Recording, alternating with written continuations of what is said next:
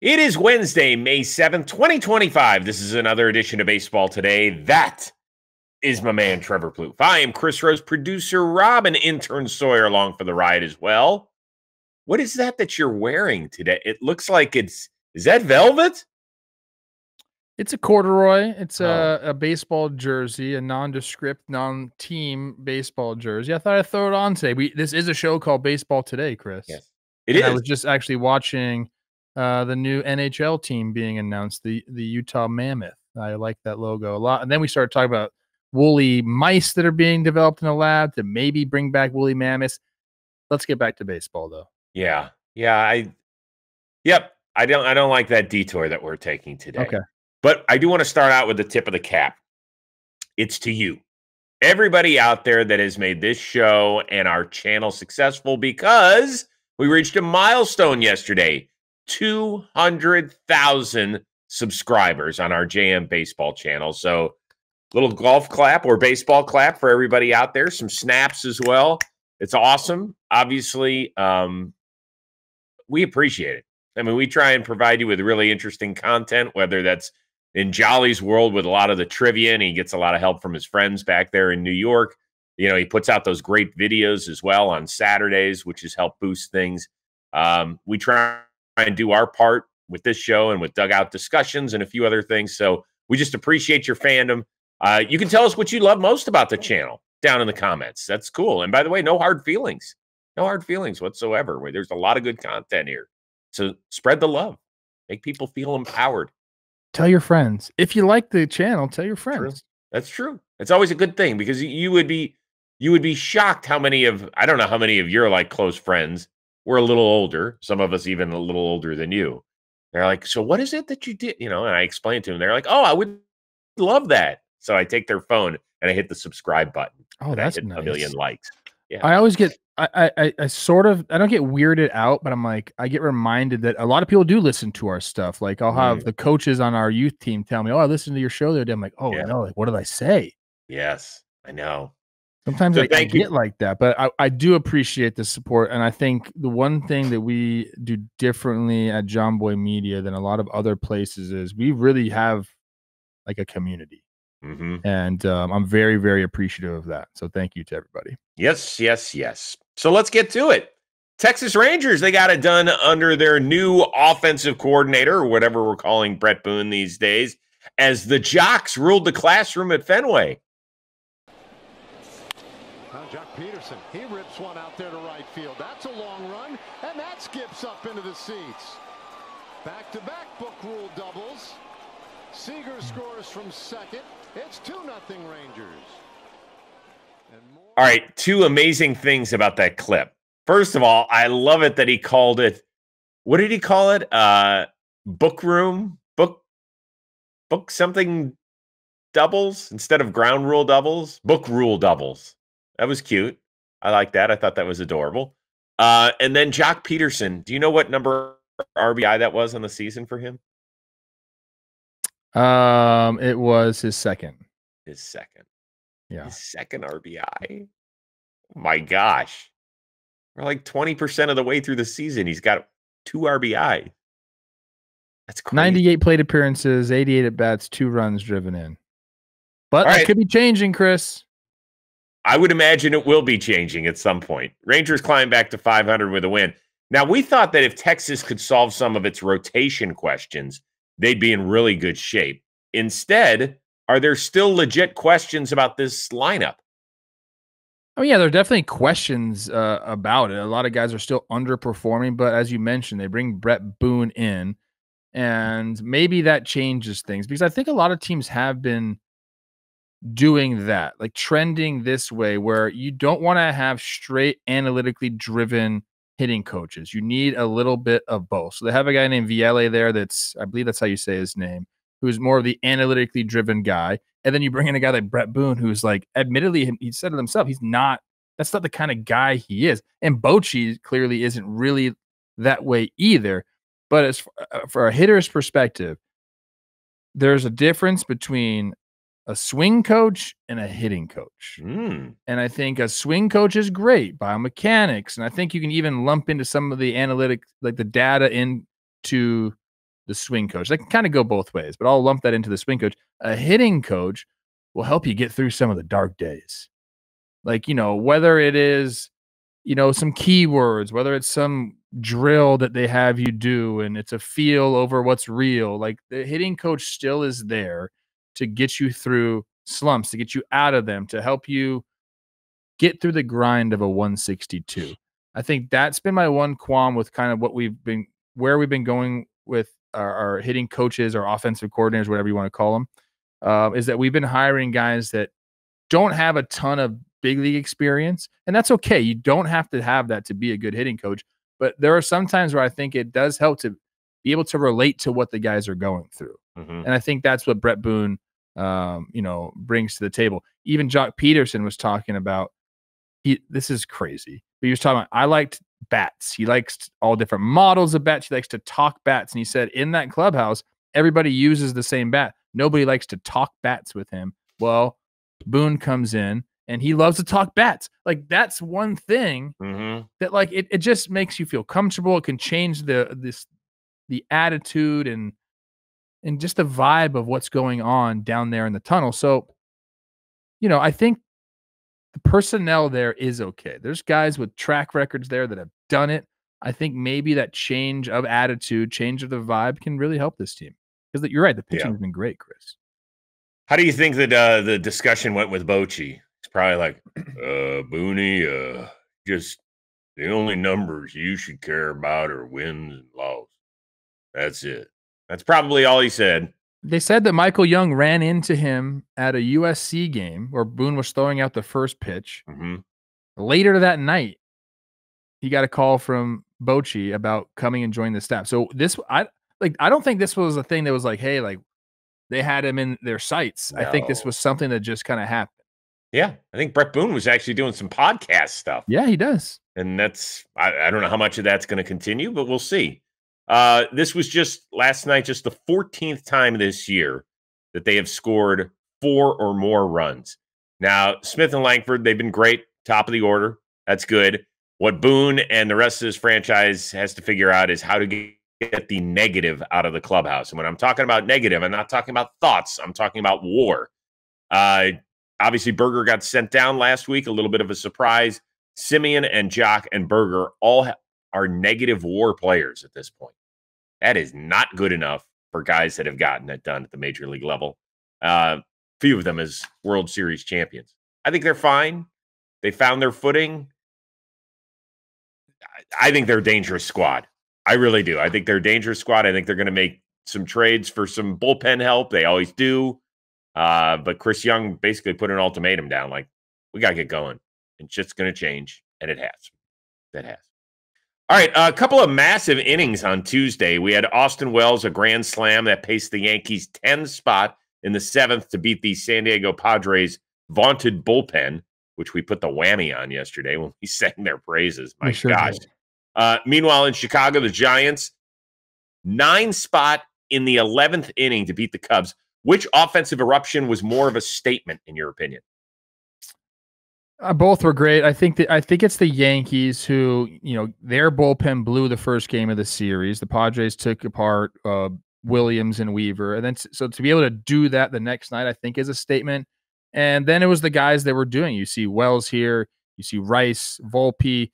They actually intentionally walked Judge and Goldschmidt in that inning. So it's nice to see, I guess we're still calling them young guys. The young guys come through and do that the night after the Padres did the exact same thing to them. And look, the Cubs bullpen hasn't been great this year, but the Padres bullpen, as we talked about, and probably Jinx, has been the best bullpen in all of baseball. So I'll go with the Yankees here.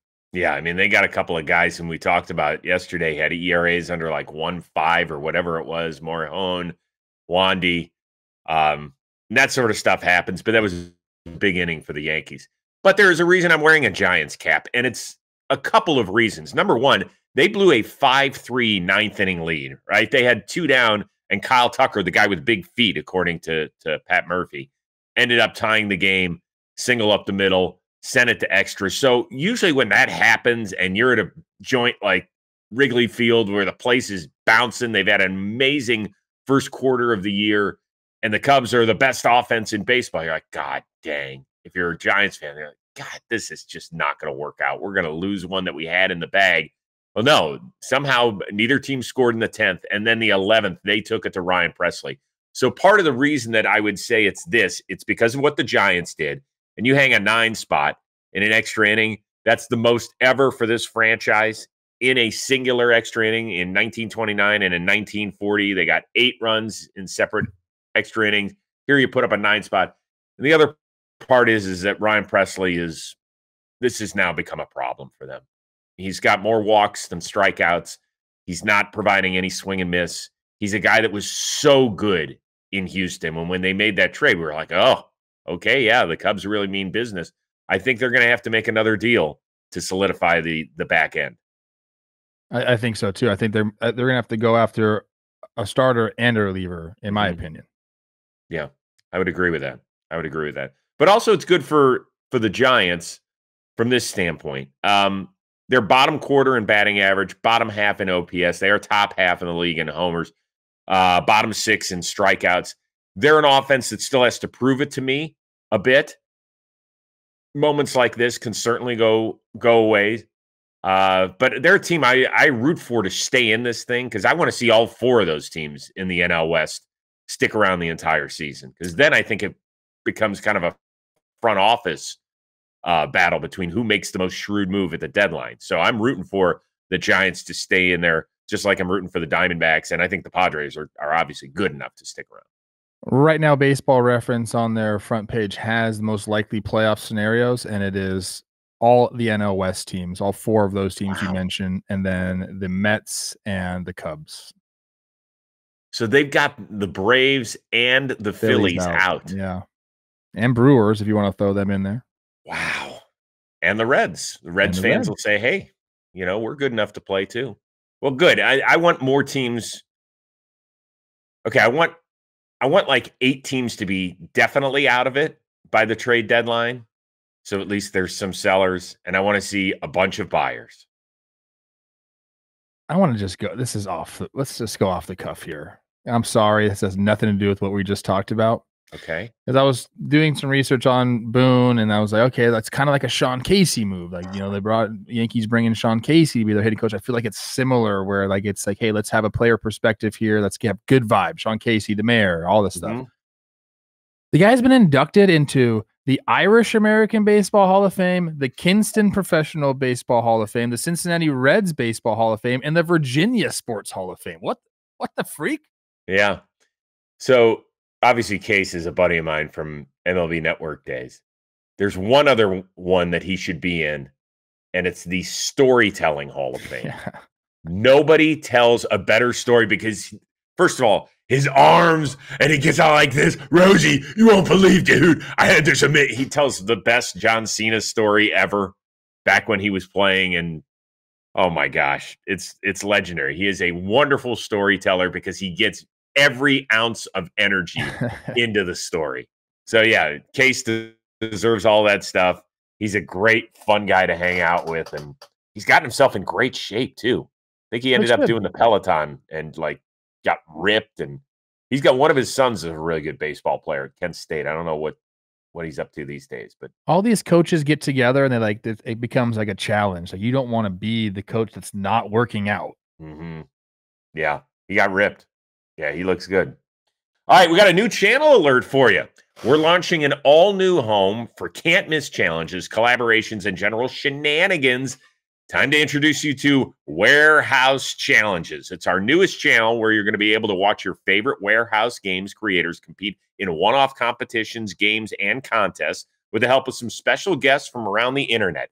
Subscribe to Warehouse Challenges on YouTube. Make sure you don't miss out. New challenge videos dropping each and every Monday. Enjoy the ride. So we talked about our 200,000 subscribers. Let's build that one up so that in due time, they could be celebrating 200,000 subscribers. Cool. All right, we continue on.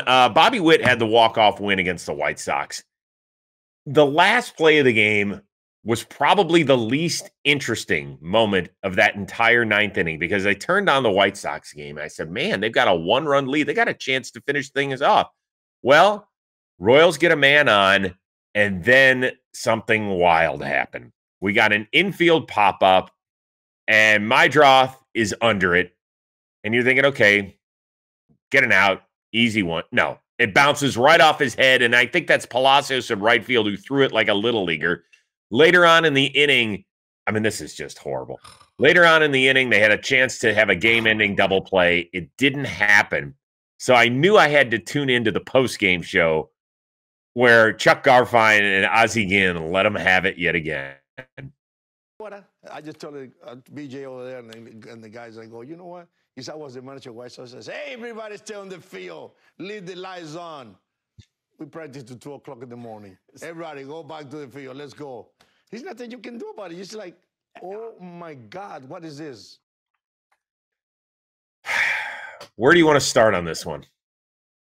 Well, I kind of want to freeze frame Mydroth's face again because it looks like a parody. Like, I know, look, you're going to drop fly balls from time to time, but this face, like, oh, that's kind of like sums up the last couple seasons. I don't want to like bag on this guy too much. I miss pop-ups. Everyone makes errors, but it just looks really funny. Yeah, I mean, look, they don't play fundamentally sound baseball. They haven't over the last couple of years. You could say maybe even longer than that. I also think, Jacob Maya, at shortstop, they, bases loaded. They played double play depth with Jonathan India there, which is the right move. He's not a burner. You can roll a double play with him. That's a double play ball. Yep. Like a big league shortstop makes that play and the game is over and the White Sox win. But instead, like he goes to like dive / slide for it and boots it. And then all of a sudden, you give Bobby Wood a chance. Of course he's going to come through. It's been a little bit of everything, man. It becomes tough to watch. Was it on yesterday's show where we showed the obit of the White Sox fan, John McDonald, I think was his name, who his family wrote in his obituary that he couldn't stick around any longer and deal with what he saw last year. And I was thinking, well, God, it hasn't been that bad. I mean, yeah, they're losing, but it hasn't been that bad. And then sure enough, there he is. There's John, not Johnny Mac, who played Major League Baseball.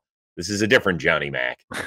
At the conclusion of his obituary, he says, I just couldn't stick around anymore. It's a lot of airtime for old Johnny Mac on Baseball Today. Couldn't face another White Sox season after last year's record-breaking, what was it, Robbie? Let's see if we can lift up the bottom part.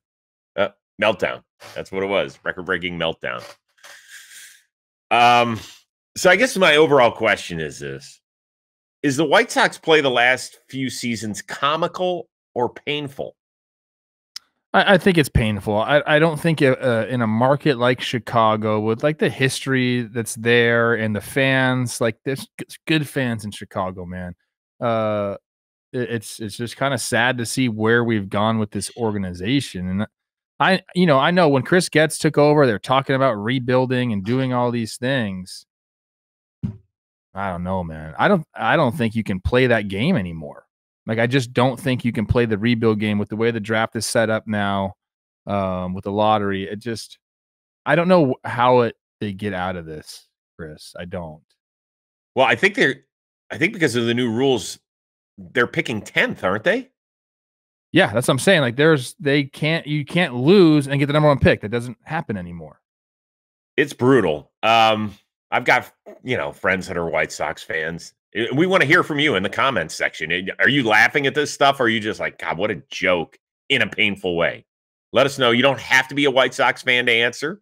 But we definitely want to hear from those Southsiders. So I did a little diving. They're 10-36, which is actually 2 games better than last year's 36-game start. The better news is they've got the Rockies. So the Rockies have 5 wins so far. And circle if you don't have plans yet for July 4th, head out to Denver when the White Sox will take on the Rockies. Not on America's birthday. No. What would I have to pay you to sit and watch all 3 games of the White Sox-Rockies series? This is kind of the problem, Chris, because it's in Denver at that stadium. I go to all of them. It's a great stadium. It's great. It's beautiful during the summer. Like, come on. Do you think you could actually sit through all 3 games? I've done it. I've watched the Rockies play. I called the games there. Was it last year?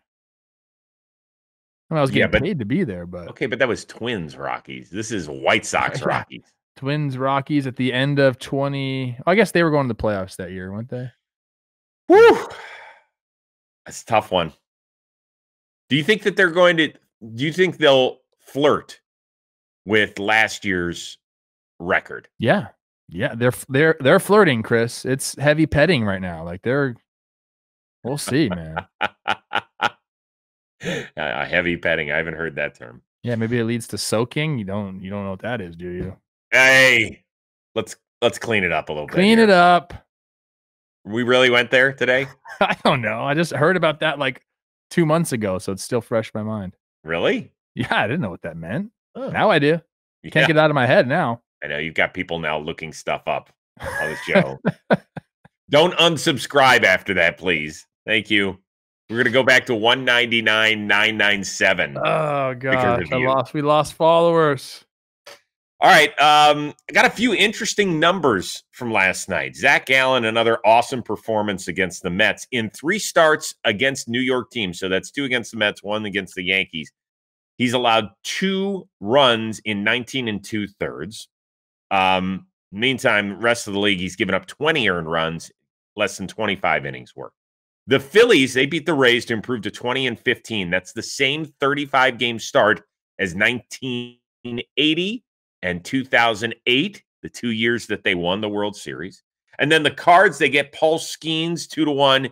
He now has 7 losses in 31 career starts. 4 of them are against the St. Louis Cardinals. Of those 3 things, which is most eyebrow raising?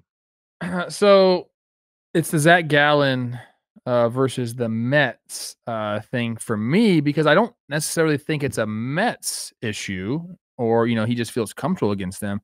I think it's actually the fact that it's him and Ivan Herrera working together. It's been that way the last couple of games. There's a late scratch of Moreno. He was feeling some discomfort, so Herrera comes in. He's worked 3 starts with Herrera behind the dish. He's allowed only 4 runs in total. Some guys just like throwing to people. Maybe that will be an ongoing thing throughout the season. And Gallen, who, has struggled early on in the season, has found his foot in the last couple of starts. Like, he's in a walk year. Like, I guarantee he's going into Torrey LaValle being like, hey, look, I know Gabby's our guy, although he hasn't really done anything offensively this year. He's our guy, but can I have Herrera as my personal catcher? Like, that happens throughout the league, and Zach Gallen surely has earned the right to go and talk to his manager about that. So I think if you're a Snakes fan, you got to be thinking, is this going to be a personal catcher situation? And why wouldn't you want it if he's putting up these numbers? Yeah, he's been great. And the fact that he's had his 3 best starts against 2 marquee teams where everybody that can make national news in a second. If you get buried by the Reds in a start, people aren't going to care as much as if you light it up against the Yankees where he had a 13 strikeout, no walk game, and then these 2 recent starts against the Mets. Like, that's big time. And, rich owners see that too, and they pay attention to that sort of stuff. So I said Ivan Herrera. I meant Jose Herrera. I'm so sorry. Okay. No worries. No worries. Zooed that. Worry. Phillies. It's a cute little coincidence. It doesn't have anything to do, in my opinion, with them winning the World Series, but it's a fun little fact to bring up. Kyle Schwarber, the fact that he's reached base safely in 41 or 42 straight games is pretty good. And now he's got, 12 homers, which is tied for the league best. And I always get told that Kyle Schwarber metrically is not a good baseball player. I see him and I'm like, I think he's pretty decent. He's pretty fun, whether you put him hitting leadoff or 4th or whatever it is. He looks fun to me. But I do want to focus on the Paul Skeens stuff. Obviously, your division sees you a lot more than anybody else, right? You play him 13 times a year. So if you're a good guy like Skeens, you might get 3 or 4 starts against a team, just depending on how the schedule. But he's now 0-4 against them. And a guy like Alec Burleson has actually done a really nice job. He's 6 for 15 with some damage against Skeens. And it's not like he pitched poorly. Like, they need to give him some run support against the Cardinals, because that shit, I know that the pitchers know it and the hitters definitely know it. Like, when there's always seems to be one guy in the rotation that you never score for, right? Yep. Yeah. And if Skeens is sitting there like, we got enough bad shit that's going on, and now I got to face the Cardinals where I know we can't score, and so I have to be perfect. And then if he makes one mistake, Now, yesterday, his control was all over the place. He's had a couple of those games this year. I think he had 4 walks yesterday, and that's not who he has been. Yeah, you know, sometimes I think like he's trying to throw so many different types of pitches. Is he losing feel for like the main pitches he needs to be throwing? Because if you can eliminate like breaking pitches and really just narrow down to maybe 2 pitches, I mean that helps a hitter out tremendously. So like sometimes when you're trying to be this guy that has 7 different pitches you can throw, as my high school used to say, jack of all trades, master of none. Like that comes into play where you lose a little bit of the feel for the pitches that, you know, got you where you're at. So I wonder if that's an issue. I mean, you have to hand it to the Cardinals. Obviously, they have a game plan against him. The games that I've seen Skeens get hit around, it's been that where like I think you can eliminate some of the off-speed pitches, and they try to jump on him early with the heater. Like they swing a lot early. But clearly they got something. And you know what, dude? Here's the truth.